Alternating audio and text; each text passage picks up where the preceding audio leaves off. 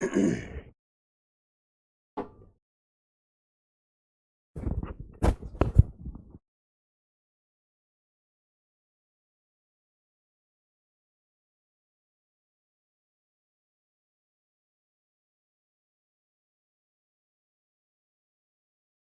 हिंद साथियों, नमस्कार। कैसे हैं आप सब लोग? उम्मीद है सभी बहुत अच्छे हैं। शानदार, लाजवाब, ज़बरदस्त, बेहतर, जिंदाबाद। और सभी की तैयारी, पढ़ाई एकदम अच्छी, शानदार और लाजवाब चली हुई है।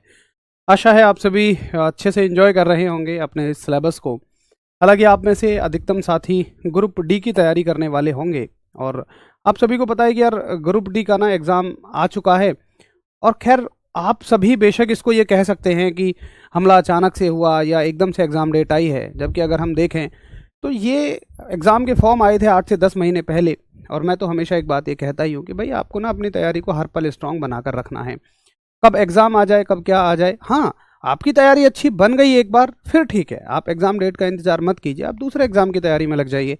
लेकिन ये मत सोचिए कि जब एग्ज़ाम डेट आ जाएगी मैं तब तैयारी करूँगा, क्योंकि तब नहीं पता लगेगा कि कितने दिन इस एग्ज़ाम में लगने वाले हैं। खैर, अब आप सभी मैराथन्स करिए, अच्छे से अटेंड करिए। और मैं एक चीज़ सोच रहा हूँ, आप उसमें बताइए कैसी रहेगी। मैं देखता हूँ कि ग्रुप डी में ना सबसे बड़ा जो फोबिया होता है, सबसे बड़ा जो हुआ होता है फिजिक्स में, वो न्यूमेरिकल्स का होता है। और न्यूमेरिकल ऐसा नहीं है कि सारे ही तोप आते हैं, सारे ही मुश्किल आते हैं। तो मैं एक छोटी सी सीरीज चलाने की सोच रहा हूँ आपके एग्ज़ाम तक, जिसमें हम लगभग 20 से 25 मिनट में 1 से 2 टॉपिक के न्यूमेरिकल्स को कवर करेंगे, स्पेशली न्यूमेरिकल्स को लेकर। बाकी आप लोग बताइए कि कैसी रहेगी ये सीरीज। अच्छा, ना उसको नहीं चलाना चाहिए, इसके पीछे मेरी सोच ये है कि ऐसा ना हो अब लास्ट टाइम में आप ये सोचें कि यार भैया अब तो बस बहुत कम समय बचा है, अब तो जितना पढ़ लिया बस उतना रिवाइज करने दो। या अगर आप ये सोचें कि नहीं, अगर आप ये कहो कि यार इससे ना एग्ज़ाम में ज़रूर आएगा ही आएगा, और न्यूमेरिकल आएगा और आप देखते ही सही कर दोगे उसे थोड़ी सी प्रैक्टिस के बाद में, तो फिर ये है कि हाँ ठीक है, करवा दो। बाकी आप सब लोग बताइए कि कैसी रहेगी वो सीरीज़। चलिए, और फिर हम शुरू कर देते हैं आपकी आज की कहानी को।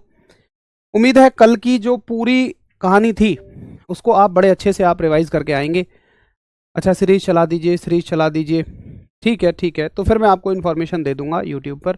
अधिकतम साथियों के पॉजिटिव हैं कि ठीक है उस सीरीज़ को चला दीजिए। अधिकतम क्या, सारे के सारे साथी हैं। ये चला दो, मज़ा आ जाएगा, मज़ा आ जाएगा। फिर तो ठीक है, उसके लिए मैं कल आपको एक इन्फॉर्मेशन देता हूँ कि कब से हम उसको शुरू करेंगे। अच्छा ठीक है, अभी आते हैं लौट कर अपनी बात पर। और साथियों, हम कल हमने ये देखा कि वस्तु को अगर अलग अलग स्थितियों में रखा जाए, अलग अलग पोजीशंस में रखा जाए, अवतल दर्पण के सामने, एक कॉनकेव मिरर के सामने, तो इमेज कैसी बनती है, तो प्रतिबिंब कैसा बनता है। ये कल हमने बड़े अच्छे से सीखा। आज वही चीज हम कवर करेंगे उत्तल दर्पण के लिए, वही चीज हम सेम कवर करेंगे कॉन्वेक्स मिरर के लिए। ठीक है, तो आज की हेडिंग आपकी रहेगी, मेन हेडिंग तो कल की डली ही हुई है, और हेडिंग थी कल की कि दर्पण के द्वारा बनने वाले प्रतिबिंब। उसमें हमने पहली डाली थी अवतल दर्पण, और आज हम देख लेते हैं किसके द्वारा, उत्तल दर्पण के द्वारा, यानी कि कॉन्वेक्स मिरर के द्वारा। कॉन्वेक्स मिरर, ठीक है। चलो, अब देखो फिर से वही बात है कि फिर से उत्तल दर्पण में वस्तु को अलग अलग रखो, और उसकी जो क्वालिटीज़ हैं, उसके जो गुण हैं प्रतिबिंब के, इमेज के, वो अलग अलग आएंगे। तो कल टोटल कितने गुण थे? एक केस के 4 गुण थे, और टोटल कितने केस थे? 6। तो चारों के 6 केस के 4 गुण के हिसाब से कितने हो गए? 24 प्रॉपर्टीज हो गई, 24 गुण हो गए। तो क्या ऐसे ही हमें आज उत्तल के 24 गुण पढ़ने हैं? नहीं, उत्तल के 24 नहीं पढ़ने होते हैं। क्यों नहीं पढ़ने होते हैं? देखो, इसलिए नहीं पढ़ने होते हैं क्योंकि उत्तल दर्पण की एक सबसे अच्छी बात क्या है कि आप ना उत्तल दर्पण में, कॉन्वेक्स मिरर में, वस्तु को चाहे जहां रखो, कहीं भी रख लो इसमें, चाहे आप पोल और फोकस के बीच में रखो, चाहे आप फोकस पे रखो, या फोकस के पीछे रखो, या आप सी पर रखो, या सी के पीछे रखो, या सी से पीछे कहीं बहुत दूर इनफाइनाइट पे रखो, आप इसको कहीं भी रख दो, ये हमेशा हमेशा और हमेशा वस्तु का आभासी प्रतिबिंब बनाता है। यानी कि ऐसा नहीं है कि ये यहां से आगे आभासी बनाएगा, वहां से पीछे वास्तविक बनाएगा, नहीं, ये हमेशा वस्तु का आभासी प्रतिबिंब बनाएगा। तो आपको क्या याद रखना है कि चाहे उत्तल दर्पण के सामने वस्तु को कहीं भी रखो, प्रतिबिंब कैसा बनेगा? हमेशा आभासी, यानी कि ऑलवेज वर्चुअल। अब ये 6 बात कवर हो गई है ना। या तो हम ऐसा करते कि इसको अलग अलग पढ़े कि भैया फोकस से आगे है तो कैसा बनेगा, आभासी, फोकस पर आभासी, फोकस से पीछे आभासी, सी पर आभासी, सी के पीछे आभासी, सी से बहुत पीछे आभासी। यह तरीका शॉर्ट में ये है, आप ये याद करोगे ना यार, हमेशा आभासी बनता है, खत्म कहानी। और भैया हमेशा आभासी है तो हमेशा सीधा भी होगा। हाँ जी हाँ, हमको समझ आता। अगर ये हमेशा आभासी बनता तो ये हमेशा ही सीधा होता, ये भी आपको याद रखना पड़ता। अब देखो इस बात का प्रमाण क्या है। आप कहोगे यार भैया ऐसे कैसे कह सकते हो तुम। देखो मैं अभी अभी आपको उत्तल दर्पण से दिखाई देता हूं ना। अच्छा उत्तल दर्पण वहां है दूसरे स्टूडियो में, आज दूसरे स्टूडियो में क्लास है। चलो मैं इसका आपको एक उदाहरण देता हूं। पता है उत्तल दर्पण कहाँ लगता है, कॉन्वेक्स मिरर कहाँ लगता है। भैया वहां से मिरर ले आना। ये लगा होता है, हाँ ये लगा होता है, जो ड्राइवर होता है ना कार का या बाइक का, उसके सामने जो दर्पण होता है। हालांकि हम तो हवाबाजी में जो हमारी बाइक का मिरर है उसको ये मानते हैं कि ये चेहरा देखने के लिए है और उसे अपने चेहरे पे सेट करके रखते हैं। कई बार जैसे मैं किसी दोस्त वगैरह की बाइक ले जाता हूँ तो मैं देखता हूँ कि उसमें जो दोनों मिरर है ना वो चेहरे पे सेट हैं। अरे भाई वो चेहरा देखने के लिए नहीं है यार, वो पीछे के रोड को देखने के लिए हैं, पीछे की सड़कों को देखने के लिए हैं। तो दोस्त हमें क्या करना होता है कि वो मिरर आप ये देखो, वो दर्पण आप ये देखो कि क्या ऐसा है कि मान लो आपकी बाइक यहाँ है और ट्रक बहुत पीछे है सड़क पे, तो वो उसका बड़ा प्रतिबिंब बना रहा हो और उल्टा बना रहा हो, और जब ट्रक नज़दीक आ गया तो उसका छोटा प्रतिबिंब बना देगा और सीधा बना देगा। अरे नहीं यार, आप उस दर्पण में देखो कई सारे वाहन एक साथ दिख जाते हैं, इसका मतलब वाहनों के छोटे छोटे प्रतिबिंब हैं सारे।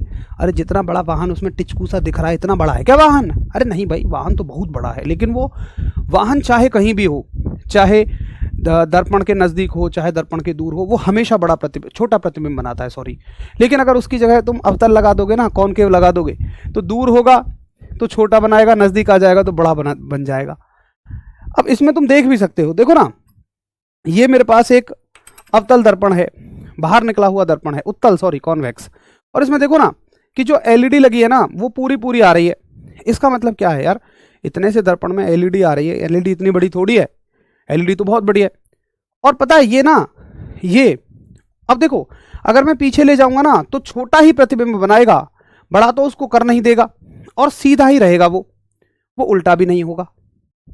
बोलो यस और नो।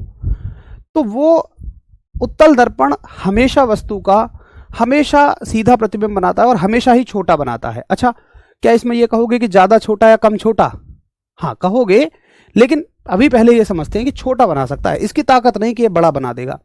तो हमेशा आभासी, हमेशा सीधा, और आप याद रखोगे कि भैया जी ये हमेशा छोटा प्रतिबिंब बनाता है, यानी कि ये ऑलवेज डिमिनिश्ड इमेज बनाता है, ऑलवेज डिमिनिश्ड इमेज बनाता है। ठीक है, अब देखो ये कैसे बनाता है। चलो मैं आपको इसका एक रे डायग्राम भी बना के दिखा देता हूं। देखो होता क्या है कि इसमें आप किसी भी वस्तु को रखो तो साथ ही क्या होगा कि भाई ये दर्पण से जब मान लो एक वस्तु ऐसे निकलेगी तो ये तो उसको डाइवर्ज कर देगा।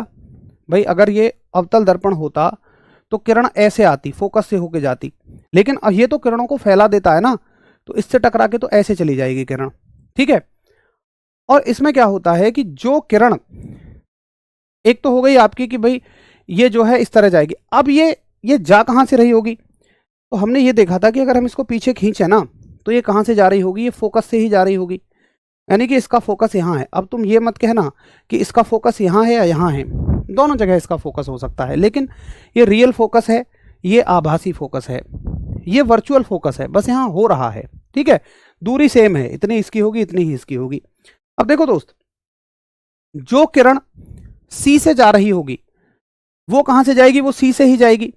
मतलब आप ऐसे देखो कि ये आपको पॉइंट समझ में आया कि अगर कोई किरण मुख्य अक्ष के समांतर जाएगी तो वो कहां से टकरा के जाएगी? फोकस से। अच्छा जाएगी नहीं, वो बस हमें जाती हुई प्रतीत होगी, ऐसा तो नहीं है कि वो किरण जा रही होगी। अब कोई किरण अगर यहां से निकले, एक सेकंड रुको, और वो कहां से जा रही हो? सी से जा रही हो, या एक सेकंड रुको, हाँ हाँ हाँ, अच्छा चलो इसमें ऐसे मान लो तुम, क्योंकि अगर रे डायग्राम के चक्कर में पड़ोगे तो बड़े कंफ्यूज हो जाओगे। तो पता है इसमें डायग्राम हमेशा कहाँ बनता है, इमेज कहाँ बनती है, हमेशा पोल और फोकस के बीच में बनती है। मान लो इमेज इसकी यहाँ बन गई, ठीक है, तो आप खुद देख लो कि जितनी बड़ी वस्तु है उससे ये छोटी ही है। अच्छा अब सुनो, मैं आपसे ये पूछता हूं कि अनंत पर रखी वस्तु का प्रतिबिंब कहाँ बनता है, सुनते रहो ध्यान से। नहीं, यहाँ F1 F2 नहीं होते, F1 और F2 होते हैं आपके लेंस में, यहाँ F1 F2 नहीं है, यहाँ सिर्फ F है। मैं आपसे पूछता हूं कि अगर मान लो ये वस्तु यहां अनंत पर रखी हो तो प्रतिबिंब कहां बनेगा।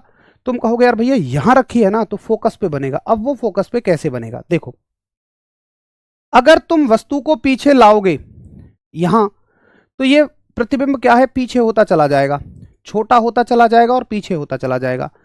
तुम जैसे जैसे यहां से वस्तु को हटाओगे तो ये इमेज भी क्या होती चली जाएगी, छोटी होती हुई चली जाएगी, छोटी होती चली जाएगी और पीछे होती चली जाएगी। और अंततः जब तुम अनंत पर पहुंच जाओगे, जब तुम अनंत पर पहुंच जाओगे तो ये इमेज कहां पहुंच जाती है, ये इमेज इतनी छोटी हो जाती है बिल्कुल बिंदु के आकार की, और कहां पहुंच जाती है, फोकस पर पहुंच जाती है। तो देखो आप ये कहोगे कि जब वस्तु को आप चाहे यहां रखो, चाहे यहां रखो, चाहे यहां रखो, चाहे यहां रखो, चाहे यहां, तो प्रतिबिंब छोटा बन रहा है। मान लो पहले इतना छोटा, फिर इतना छोटा, फिर इतना छोटा, फिर इतना छोटा, और जब वस्तु अनंत पर पहुंच गई, इनफाइनाइट पर पहुंच गई, तो प्रतिबिंब फोकस पर बना लेकिन वो बहुत छोटा हो गया। तो वैसे तो छोटा कह सकते हो आप कि उत्तल दर्पण हमेशा छोटा बनाता है, लेकिन अगर कहे कि वस्तु जो है अनंत पर रखी है तो प्रतिबिंब कैसा बनेगा, बहुत छोटा बनेगा। फिर आप कहोगे कि ये कैसा बनाएगा, बहुत छोटा बनाएगा। तो हमेशा छोटा, और आप लिखोगे बहुत छोटा, यानी कि वेरी डिमिनिस्ड। कहां, जब वस्तु कहां पर रखी है, अनंत पर रखी है। बाकी सभी केसेस के लिए सिर्फ आप छोटा कहते चले जाओ। जरा बताओ कि हाँ जी ये बात मुझे समझ में आ गई है। थैंक यू भाई, थैंक यू ज्योति, आप बहुत अच्छा पढ़ाते हैं, थैंक यू। हाँ बिल्कुल हो जाएगा प्रिंस भाई, बाइक में लगा होता है, वेरी गुड। नहीं लवी, कोई बफरिंग नहीं है, आपके यहाँ से नेटवर्क एक बार आप चेक कर लीजिए। वस्तु का साइज कितना होगा, वस्तु का साइज तो कुछ भी हो सकता है भाई, वस्तु तो कितनी बड़ी भी खड़ी हो जाए दर्पण के सामने, हमारे हाथ में वस्तु का साइज कंट्रोल करना नहीं है। अब देखो, अब आप यहां स्थिति में गड़बड़ मत कर देना, पोजीशन में गड़बड़ मत कर देना। अगर मैं आपसे पूछूं पोजीशन क्या है, तो पोजीशन कहोगे आप कहोगे दर्पण के पीछे, यानी कि बिहाइंड द मिरर। अच्छा ये किसके जैसी लग रही है आपको, क्या ये अवतल दर्पण के पहले केस जैसी नहीं लग रही है, बिल्कुल लग रही है। इसमें बस ये मत कह देना कि जब वस्तु सी पर है तो प्रतिबिंब भी सी पर बनेगा, क्योंकि यहां प्रतिबिंब बन ही नहीं रहा है, इसके सारे प्रतिबिंब उधर बन रहे हैं। एक चीज और याद रखना, देखिए अगर प्रतिबिंब इधर बनते हैं ना, किसी भी दर्पण में दर्पण के पीछे प्रतिबिंब बनते हैं तो वो वर्चुअल होते हैं, और अगर प्रतिबिंब दर्पण के सामने बनते हैं तो वो कैसे होते हैं, वास्तविक होते हैं, यानी कि रियल होते हैं। मतलब पता है क्या बात है, सिंपल सी बात है यार। मैं कह रहा हूं मैं दर्पण के सामने खड़ा हूं, ये दर्पण है, मैं दर्पण के सामने खड़ा हूं, जिधर मैं खड़ा हूं मेरा प्रतिबिंब भी उधर ही बन रहा है, तो ये कैसा है, रियल है, वास्तविक है। अगर कोई कहे ना यार तेरा प्रतिबिंब ना यहाँ बन रहा है, यहाँ, यार दर्पण के पीछे प्रतिबिंब बनना मतलब है ही नहीं वहां, तो सिर्फ तुम मान रहे हो, तो ये कैसा होगा, आभासी होगा। अब तुम ये मत कहना यार भैया तुम इधर खड़े हो दर्पण के और प्रतिबिंब दर्पण के उधर बन रहा है, ऐसा कहोगे, ऐसा नहीं है। देखो यार ये दर्पण है, मैं यहां खड़ा हूं, प्रतिबिंब दर्पण में अंदर बन रहा है, ये रियल इमेज है, मतलब है तो मेरी ही साइड। अब मैं कहूं दर्पण के दूसरी साइड, तो दर्पण के दूसरी साइड का मतलब ये जगह है, ये क्या यहां इमेज बन रही है, नहीं, इसको कहोगे वर्चुअल इमेज, इसको कहोगे आभासी प्रतिबिंब। तो जरा एक बात बताओ कि हाँ जी आप समझ गए हैं भाई। थैंक यू, बहुत बहुत सारा आभार है यार। मतलब मैं क्या बताऊं, आपके कमेंट्स इतने प्यारे प्यारे हैं, कृतिका हैं, सब गुप्ता हैं, और रोहित भाई हैं, हेमंत भाई हैं, थैंक यू। और मतलब मैं ना बस आपसे इतना एक वादा कर सकता हूँ कि इस बैच के बाद मैं ना आप सभी को किसी एग्ज़ाम के लिए फिजिक्स दोबारा पढ़ने की ज़रूरत नहीं रहेगी, जो इस बैच से कवर हो रहे होंगे, रेलवे के सारे एग्जाम्स के लिए, स्पेशली रेलवे, एसएससी के भी हो जाएंगे, एक एग्जाम को छोड़ के AWO TPO को बाकी सारे हो जाएंगे। तो बस आप सभी के जो वर्ड्स हैं, मतलब मुझे बहुत पॉजिटिव एनर्जी उनसे फील होती है, एक बड़ी अच्छी ऊर्जा महसूस होती है, और साथ ही मेरी जिम्मेदारी भी बढ़ती है। मैं सोचता हूँ कि यार ऐसा ना हो अभी तक के सारे टॉपिक इन्हें समझ आए हों और बाकी टॉपिक इन्हें समझ ना आए, तो कहीं ये कहें कि यार शुरू शुरू में अच्छा पढ़ा दिया, फिर बेकार पढ़ा रहे हो, तो मेरी जिम्मेदारी बढ़ जाती है। लेकिन मैं हमेशा आपसे वादा करता हूँ कि आप सभी को फिजिक्स इसके बाद में यहाँ याद हो जाएगी सारी की सारी, और जो मुश्किल टॉपिक होंगे वो जरूर याद होंगे। मैंने मुश्किल टॉपिकों को सबसे ज़्यादा आसान बनाने पे जोर दिया है, बड़ी आसान भाषा में। थैंक यू भाई, बहुत सारा आभार, सच में हाथ जोड़कर थैंक यू। बस मैं कोशिश करूंगा कि आप सभी का जो विश्वास है मैं हमेशा इसे बनाए रखूं। बताओ दोस्तों, ये सभी को याद हो गया? हाँ, कार हो चाहे बाइक हो, सब में ड्राइवर के साइड में यही लगता है। तो अब मुझे क्या याद रखना है? पहली चीज तो मुझे ये याद रखनी है कि उत्तल दर्पण में वस्तु कहीं भी रखी हो, प्रतिबिंब हमेशा कैसा बनता है? आभासी, वर्चुअल। और आभासी प्रतिबिंब हमेशा सीधा होता है, वर्चुअल इमेज हमेशा इरेक्ट होती है, ये याद रखना है। और वो हमेशा छोटा बनता है। बस एक केस ऐसा आएगा कि जब वस्तु इनफाइनाइट पर रखी है तो प्रतिबिंब फोकस पे बनेगा और ये बहुत छोटा हो जाएगा। बाकी सभी के लिए स्थितियां क्या कहोगे? बाकी सभी के लिए कहोगे दर्पण के पीछे, ठीक है। बस इनफाइनाइट के लिए पोजीशन फिक्स हो जाएगी कि फोकस है, बाकी सभी में क्या कहोगे? पीछे। ये ना कहना इसका फोकस तो यहाँ है, फिर यहाँ क्यों बता रहे हो? फोकस दोनों जगह है। ये रियल फोकस है, वर्चुअल फोकस है, ये वास्तविक फोकस है, आभासी फोकस है, ठीक है। अगर क्लियर हो गया हो तो मैं आपको इससे बनने वाले एक बार सवाल करा दूं। वैसे मैंने सवाल जो है सबके टाइप करा लिए थे, उत्तल और अवतल के, और अब मैं अवतल वाले हटा देता हूं और मैं उत्तल उत्तल वाले कर लेता हूं। और मैं आपको पीडीएफ में भी ना केवल अब उत्तल वाले ही दूंगा, आप निश्चिंत रहो। सॉरी, मैं पहले इन्हें हटाना भूल गया, मैंने दोनों एक साथ टाइप करवा लिए थे। ये सारे अवतल दर्पण के लिए थे ना। ये रहा। बताओ, ये आरआरबी ग्रुप डी 30 अक्टूबर 2018 शिफ्ट 2 का सवाल है। जो क्वेश्चन कराते हैं वो पीडीएफ में नहीं आते हैं, ऐसा है तो पक्का मैं जरूर बोलता हूँ, ऐसा तो नहीं होना चाहिए।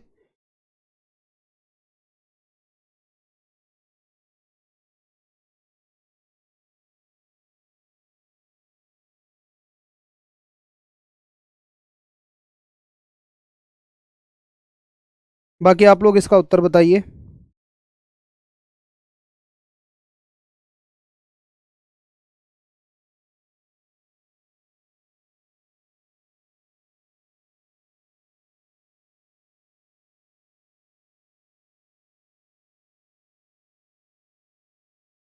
बताओ भाई।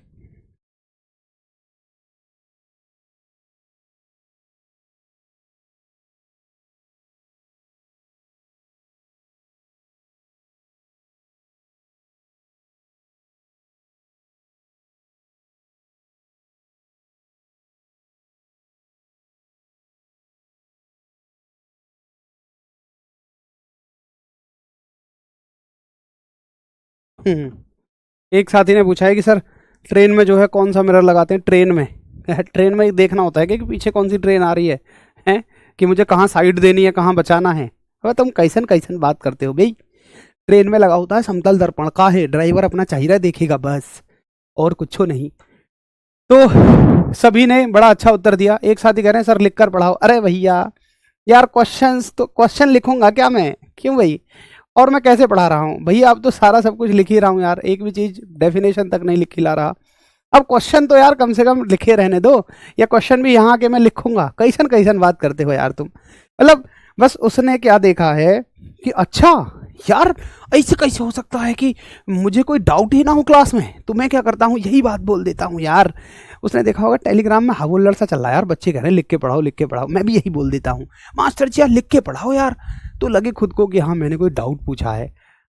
और यार कैसी कैसी बात करते हो। चलो, एक उत्तल दर्पण के सामने कोई वस्तु रखी है तो किस प्रकार का प्रतिबिंब बनेगा? देखो, पहली चीज तो कि ऑप्शनों को काटते चले जाओ।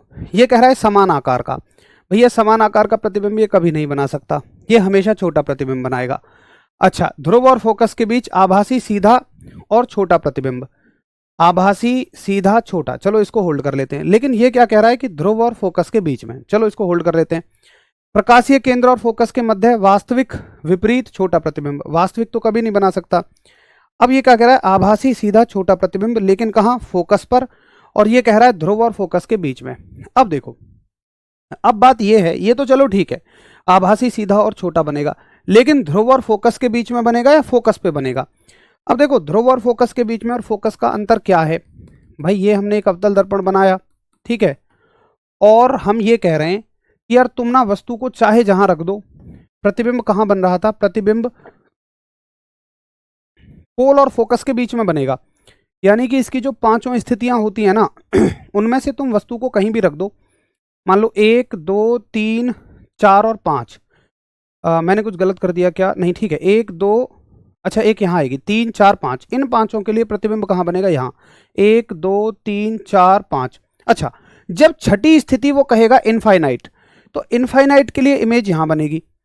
अगर उसको चाहिए कि फोकस पर इमेज बनानी है, अगर वो चाहता है उत्तल दर्पण में फोकस पर प्रतिबिंब बनाना है, तो भाई उसको वस्तु को कहाँ रखना पड़ेगा? अनंत पर। उसको सवाल में देना पड़ेगा, उसको क्वेश्चन में देना पड़ेगा इनफाइनाइट। बाकी हर जगह के लिए कहाँ बनेगा? पोल और फोकस के बीच में। तो अब मुझे बताओ तुम इसको क्या कंसीडर करोगे? क्या तुम ये मान लोगे खुद से ही कि वस्तु अनंत पर रखी है? अरे उसने कहा उत्तल दर्पण के सामने कोई वस्तु रखी है। अब मैं क्यों मान लूं अनंत पर रखी है? अनंत के सामने तो, अनंत के लिए तो वो देगा ना। तो मैं ये मानूंगा कि भाई वस्तु कहीं भी रखी है, फिर तो अनंत पर नहीं रखी है, अनंत के लिए तो देगा वो। तो आप कहोगे कि ध्रुव और फोकस के बीच बनेगा आभासी सीधा और छोटा प्रतिबिंब बनेगा। अगर आप ध्यान से नहीं देखोगे तो एक ही सवाल में हिल जाओगे भाई। ठीक है, तो राइट आंसर ऑप्शन हो जाएगा बी। चलिए अगला सवाल देखो। आ जाओ, अगला सवाल है उत्तल दर्पण का ही है, और सवाल कह रहा है यदि एक वास्तविक वस्तु का प्रतिबिंब बनाने के लिए, देखो ये कह रहा है वस्तु वास्तविक है। यार वस्तु तो हमेशा ही वास्तविक होती है। वस्तु के वास्तविक होने का मतलब क्या है? यार मैं दर्पण के सामने खड़ा हूं, मैं एक वस्तु हूं, मैं वास्तव में हूं कि नहीं हूं? वस्तु तो हमेशा वास्तविक होगी, वस्तु तो हमेशा रियल होगी। उत्तल दर्पण का उपयोग किया जाता है तो निम्नलिखित में से कौन सा कथन गलत है? कि भैया कथन गलत ये है कि प्रतिबिंब वास्तविक है। ये कभी भी प्रतिबिंब वास्तविक नहीं बना सकता, और जो गलत है वही उत्तर है, और ग्रुप डी में 30 अक्टूबर 2018 में आया हुआ है। चलो थैंक यू भाई, सभी का थैंक यू, बहुत बढ़िया।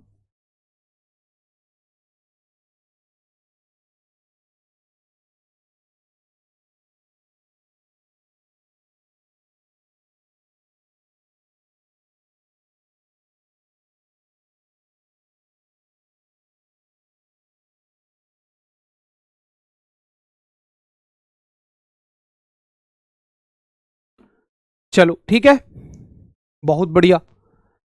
अब चलते हैं थोड़ा सा आगे, और उत्तल दर्पण का एक और सवाल करो। ये रहा उत्तल दर्पण का सवाल, बताओ क्या उत्तर होगा। एक वस्तु को उत्तल दर्पण के सामने, अब सुनो, अनंत और दर्पण के ध्रुव के बीच स्थित एक बिंदु पर रखा जाता है। रुकना, गलत मत करना। यह कह रहा है कि उत्तल दर्पण है और उत्तल दर्पण के सामने अनंत और दर्पण के ध्रुव के बीच रखा जाता है। देखो भाई, अनंत और दर्पण के ध्रुव के बीच, ये दर्पण का ध्रुव है और ये अनंत है। ये अनंत पर नहीं कह रहा है, ये कह रहा है इसके बीच में कहीं भी रखता हूं मैं। और हम तो ये जानते हैं यार, इसके बीच में ना तुम भाई कहीं भी रख लो, इमेज वास्तविक तो बनेगी नहीं, रियल तो बनेगी नहीं, और ना ये बड़ी बन सकती है। आप कहोगे ये आभासी रहेगी और छोटी रहेगी, ये वर्चुअल रहेगी और ये स्मॉल रहेगी। तो फटाफट से थम्स अप करो। हाँ जी, क्लियर है।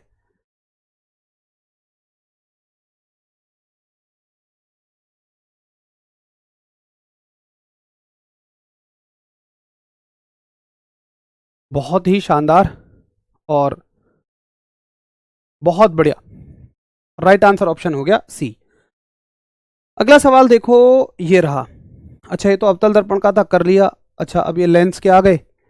हाँ हाँ हाँ, मैंने ना सारे सवाल एक साथ टाइप करा लिए थे, उनमें से जो भी आएगा उनको हम पढ़ते रहेंगे। अभी देखो रिसेंट का सवाल है, ALP CBT 1 का 25 नवंबर 2024। ये कह रहा है कि उत्तल दर्पण से प्रकाश के परावर्तन के मामले में जब प्रकाश की एक समांतर किरण परावर्तक सतह पर आपतित होती है, हालांकि ये मैंने करा दिया, तो परावर्तित प्रकाश कैसा होता है ये मैंने आपको करवा दिया था। तो आप कहोगे उत्तल दर्पण में पहली बात तो जो परावर्तित प्रकाश है वो कन्वर्ज नहीं होता, वो डाइवर्ज होता है। ठीक है, चलो ये तो मैंने करवा दिया, इसको तो छोड़ देते हैं। इमेज वाला देख लो, कोई नहीं है, और कोई नहीं है इमेज वाला। ठीक है, तो ये सारे पॉइंट्स हो गए दोस्त, ये सारे क्वेश्चंस भी हमने कर लिए। ये क्वेश्चंस मैं आपको दे दूंगा, आप परेशान ना हो बिल्कुल भी, जो भी क्वेश्चंस उसके रहेंगे वो मैं आपको दे दूंगा। ठीक है, अब मुझे बता दो कि ठीक है, मुझे ये बात समझ में आ गई है कि अवतल और उत्तल दर्पण से प्रतिबिंब कैसे बनता है। फटाफट बताइए। कि मुझे बहुत अच्छे से समझ में आ गया कि अवतल दर्पण में कहीं भी कोई वस्तु रख दे, उत्तल दर्पण में कहीं भी कोई वस्तु रख दे और मैं उसका बड़े अच्छे से उत्तर कर दूंगा। अब पता है सवाल कैसा देगा वो, चलो एक सवाल मेरी तरफ से जो किसी कमीशन ने नहीं पूछा, लेकिन अगर मैं एग्जामिनर होऊंगा और मेरी अपनी बीवी से लड़ाई हो जाएगी और मैं उसका गुस्सा तुम पर निकालूंगा, तो मैं क्वेश्चन कैसा बनाऊंगा। मतलब हम कहते हैं ना कई बार कि यार क्वेश्चन मुश्किल आ गया, तो मैं ऐसा मानता हूँ कि फिर एग्जामिनर की बीवी से लड़ाई हुई थी तब उसने वो सवाल बनाया। तो मैं एक क्वेश्चन बनाऊंगा कि बताओ, बहुत ध्यान से सुनना, कि कौन सा दर्पण आभासी प्रतिबिंब बना सकता है। मैं मुश्किल प्रश्न नहीं बनाऊंगा, मैं ये सोचूंगा भाई, मैं ये उम्मीद करूंगा कि बच्चा ना गहराई से पढ़ के आया हो, बस अच्छे से पढ़ के आया हो। कौन सा दर्पण आभासी प्रतिबिंब बना सकता है? विच mirror can make virtual image. ठीक है, और मैं उसमें रखूंगा, पहला ऑप्शन दूंगा, ये है उत्तल दर्पण। दर्पणों की बात है ना, ठीक है, तो मैं उत्तल ही लिख देता हूं, बस दर्पण लिखने की जरूरत नहीं है। सेकंड है अवतल यानी कि कॉनकेव। तीसरा है समतल यानी कि प्लेन। फोर्थ है none of the above. None of the above का मतलब उपरोक्त में से कोई नहीं। नोटा का मतलब होता है उपरोक्त में से कोई नहीं। ठीक है, अरे ये ऑप्शन नहीं है बहुत सारे लोग इसी को उत्तर करने लग गए। अरे महाराज ये उत्तर नहीं है, ऑप्शन हमेशा ए बी सी डी होते हैं। ये तो फर्स्ट सेकंड थर्ड फोर्थ है, A B C D option है। और ऑप्शन क्या है कि first and second, first second and third, second and third, first and fourth. अब बताओ, ये है ऑप्शन, ये है ऑप्शन ए बी और सी और डी।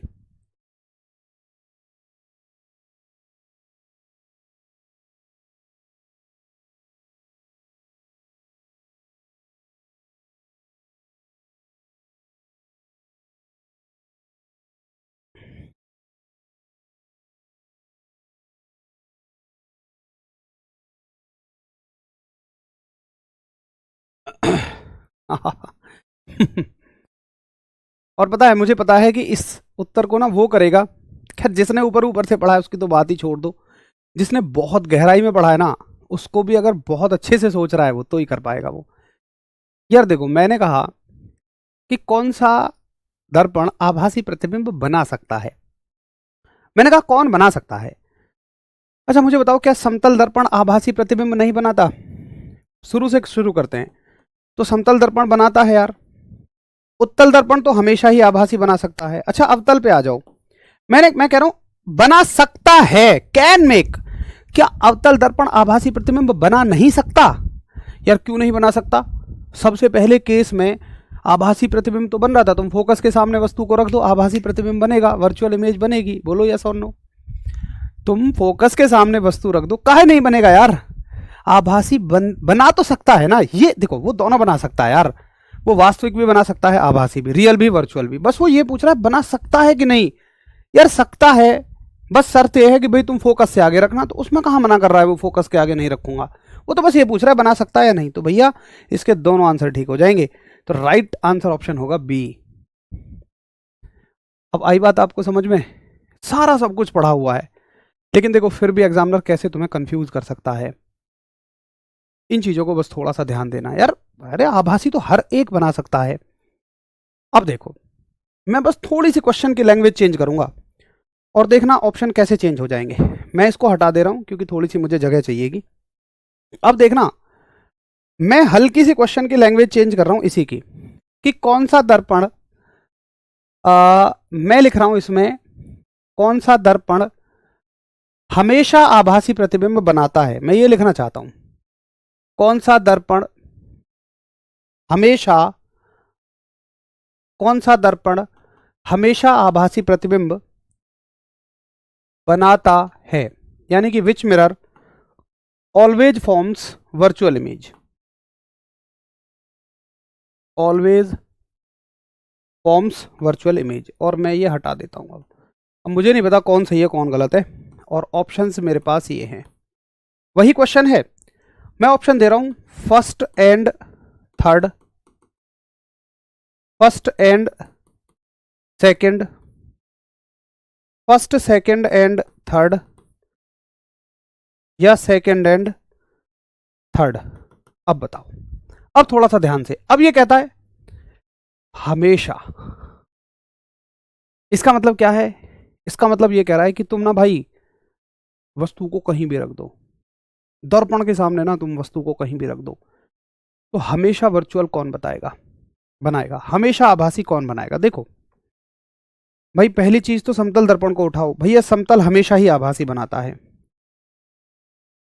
प्लेन मिरर हमेशा वर्चुअल इमेज बनाता है। उसके अलावा अगर आप कॉन्वेक्स को देखोगे, ये भी हमेशा बनाता है, लेकिन ये हमेशा नहीं बनाता है। अवतल दर्पण वास्तविक भी बना सकता है और आभासी भी बना सकता है, डिपेंडिंग अपॉन की वस्तु कहाँ रखी हुई है। तो आ रही है आपको बात समझ में? तो भाई आपको ऐसे याद रखना है कि ये जो दर्पण है ये उत्तल और समतल का ही काम हो सकता है। तो फर्स्ट और थर्ड, आप कहोगे first and third. The right answer option would be A. बोलो, आई बात समझ में? The right answer option would be A. चलिए, तो ये बात हमें अच्छे से समझ में आ गई। अब बताओ, अब क्लियर है सभी को? तो ऑप्शन वही रहेंगे, बस सवाल की ना लैंग्वेज चेंज कर देगा वो। अगर ये तो तब की बात बता रहा हूं मैं आपको जब बहुत गहरे सवाल बनाए जाएं, कोई मेरे जैसा एग्जामिनर बैठ जाए।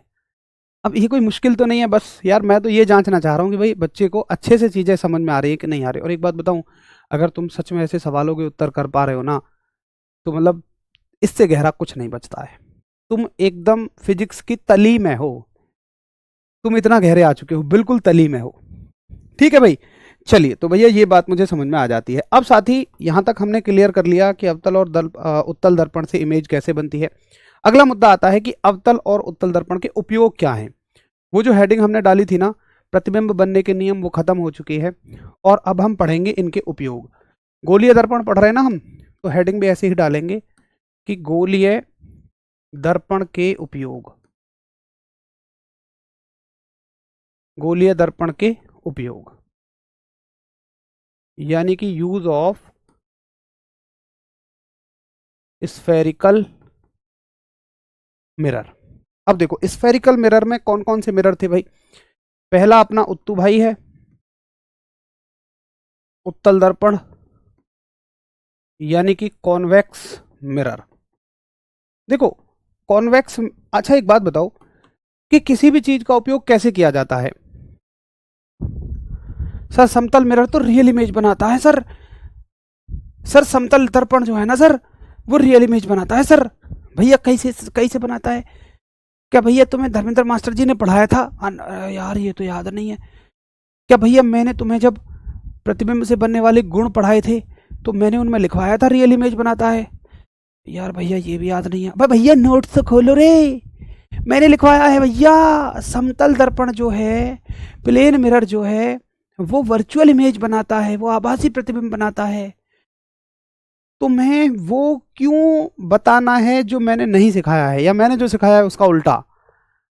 किसने सिखाया तुम्हें ये बात? भैया मैंने तो नहीं सिखाई है। भैया ऐसा बस लगता है यार। सुनो, जो तुम्हें लगता है ना उसको तो पहले एक साइड रखा करो। पेपर में जब ऑप्शन आते हैं ना, पेपर में जब ऑप्शन आते हैं तो सबसे बड़ी गड़बड़ तुम यही करते हो कि जो तुम्हें लगता है वो ऑप्शन तो बिल्कुल ही गलत होता है। ठीक है, कुछ गलत तो नहीं कर दिया मैंने? बताओ, उत्तल और समतल हमेशा बना सकता है, फर्स्ट एंड थर्ड, है ना? और तो कोई ऑप्शन नहीं है। ठीक है, तो फर्स्ट एंड थर्ड क्या है? ए ऑप्शन सही हो जाएगा। चलो, अब आता है use of the spherical mirror, गोलीय दर्पण के उपयोग। देखो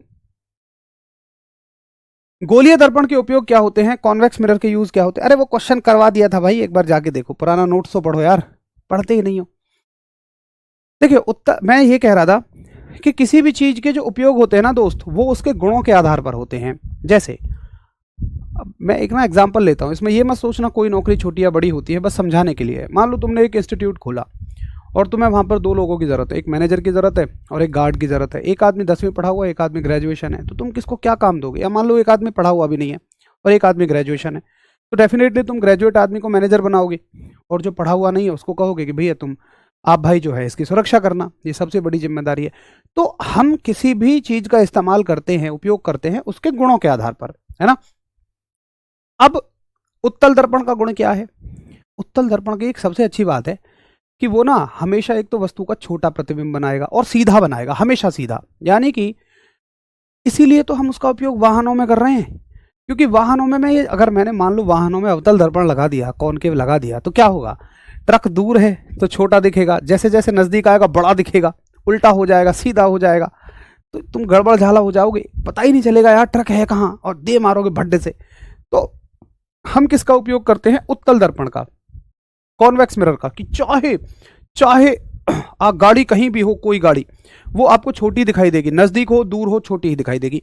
तो सबसे बड़ा इस्तेमाल उत्तल दर्पण का पेपर में जो आपसे पूछता है ना, वो यही पूछता है कि भाई कहाँ इस्तेमाल करते हो, तो तुम कहोगे भैया जी हम इसका इस्तेमाल करते हैं वाहनों में, यानी कि इन व्हीकल्स। हम इसका इस्तेमाल कहाँ करते हैं? वाहनों में करते हैं। ये सबसे बड़ा इस्तेमाल है। अच्छा, एक आधा और इस्तेमाल इसके होते हैं। कहाँ होते हैं? देखो मैं आपको दिखाई देता हूँ। अच्छा, ये सर का थंबनेल खुल गया, कोई बात नहीं। अरे भैया ये देखो न्यूज़ है यार, ऐसा मत समझना कि मेरा कुछ पर्सनल है ना, ये न्यूज़ खुली हुई है। आजकल पता नहीं किस किस चीज़ की काट काट के ना बच्चे वीडियो बना देते हैं। चलो भाई, तो हम सर्च करते हैं कन्वेक्स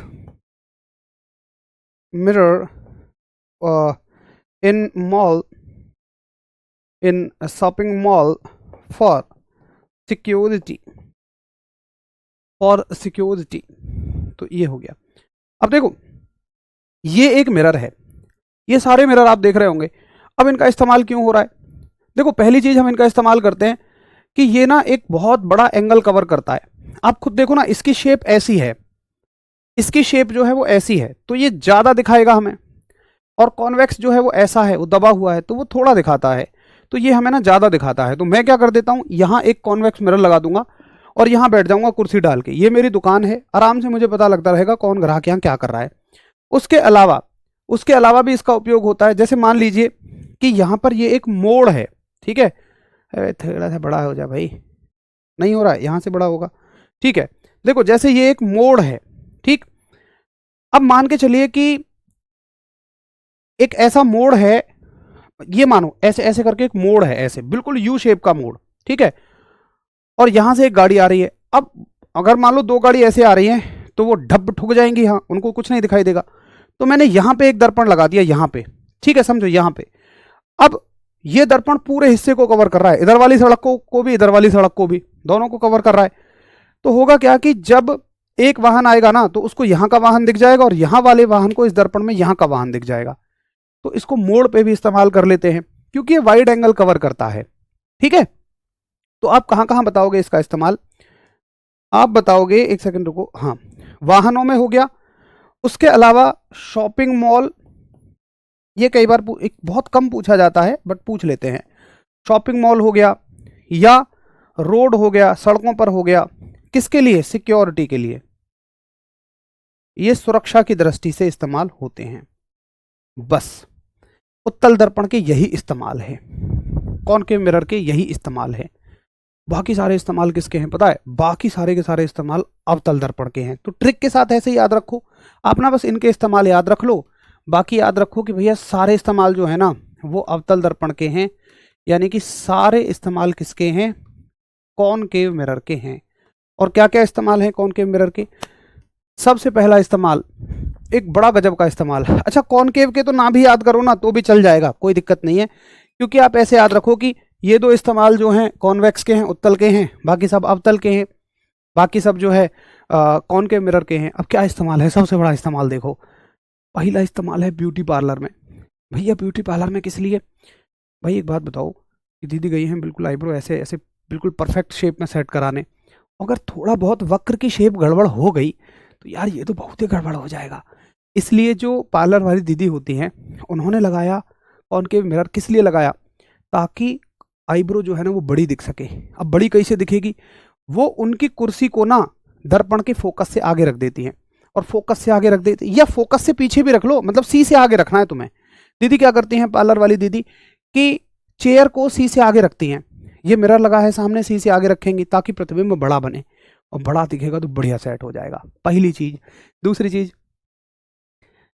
अच्छा अब तुम कहोगे यार, जैसे बहुत सारी दीदी कहेंगी, यार नहीं भैया यार हम तो गए थे, हमारे वाले पार्लर में तो नहीं था ये सिस्टम। जहाँ 20-30 रुपए में आईब्रो सेट होती है वहाँ नहीं होता है ये होता है महंगे महंगे पार्लरों में। अब 20-30 रुपए में अगर आईब्रो सही करवा रहे हो तो वहाँ काहे वो कौन के मिरर लगाएंगे, वो तो महंगा आता है ना। अच्छा, अब भैया लोगों को कहाँ होता है, भैया लोगों को होता है जिम में। क्यों? ताकि बॉडी जब देखो उसके सामने जाके तो बड़ी बने। अच्छा यार, अब ऐसा तो है नहीं कि तुम बॉडी बहुत किलोमीटर पीछे से देखोगे, आप नज़दीक जाके बॉडी देखोगे, पतली बॉडी भी मोटी लगती है। तुम कहोगे यार भैया हमारे वाले जिम में तो नहीं दिखती है यार, हमारे वाले जिम में तो जैसे हैं वैसे ही दिखते हैं। अबे फिर कह रहा हूँ वो 500 रुपये के जिम में नहीं दिखती है, वो मेरा भी जिम वही था, मैं भी ऐसे ही बैकग्राउंड से निकला हूँ। मेरे 500 वाले जिम में जहाँ हम जिम करते थे वहाँ तो मशीनों पे ही नंबर आ जाए। आधा आधा।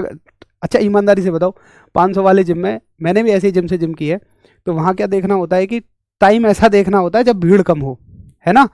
तो हमारे वाले जिमों में नहीं होता है, हमारे वाले में तो प्लेन ही मिरर लगे होते हैं। अच्छा तीसरी चीज़, नाई की दुकान पर भी लगा होता है। अब तुम कहोगे यार भैया हमारे वाले के यहाँ तो बिल्कुल प्लेन मिरर है, फिर वही बात है, जहाँ 30 रुपये में शेविंग कटिंग सब हो जाए, हद से हद 50 में, वहाँ नहीं लगा होता है।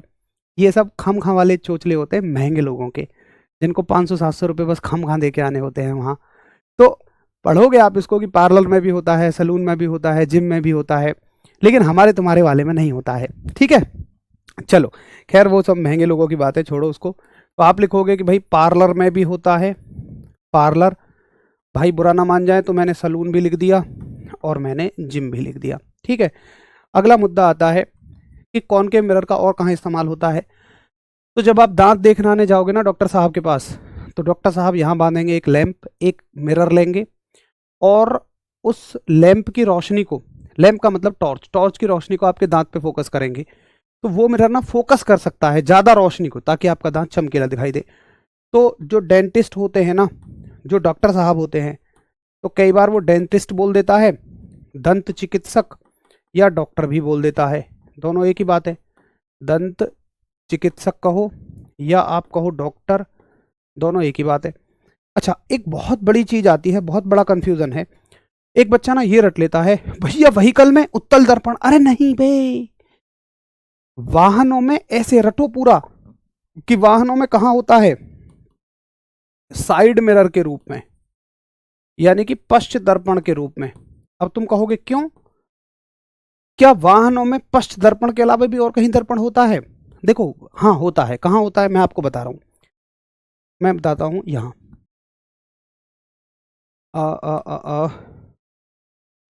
Concave, concave shape head light, इसमें आ जाएगा। देखो आपने कभी ना वाहनों के हेडलाइट को देखा हो, जैसे ये सबसे अच्छा उदाहरण है, देखो ये है ना सबसे अच्छा उदाहरण है। तो ये जो देखो ये जो सामने लगा होता है ये तो होता है लेंस, भाई ये तो लेंस है, इसमें से तो रोशनी आर पार निकल जाएगी।